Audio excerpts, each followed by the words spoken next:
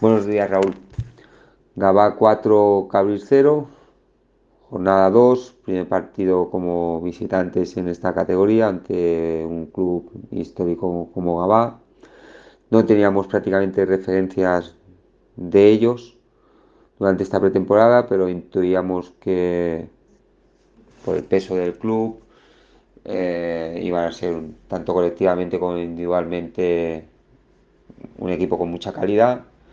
Así fue y así lo demostraron. Nos fuimos al descanso 2-0. Creo que el equipo hizo 45 minutos muy aceptables. Tuvo personalidad con balón, lo intentamos tanto asociándonos en corto como alternándolo con un juego más en largo. Pero sí que es verdad que en estas categorías, tanto por acierto como por tus errores, no te perdonan una vez llegan al área y te penalizan muchísimo los errores que puedas tener. A partir de ahí, el equipo intentamos corregir cuatro cositas en el vestuario, saltamos al campo para disfrutar los segundos 45 minutos. Creo que estuvimos 10 o 15 minutos bastante correctos también.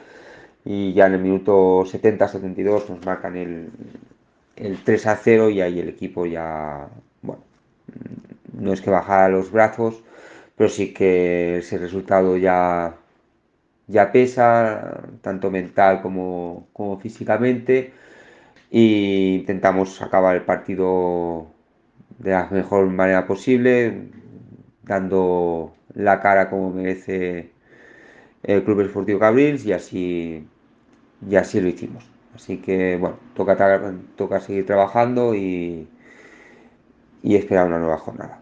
Muchas gracias.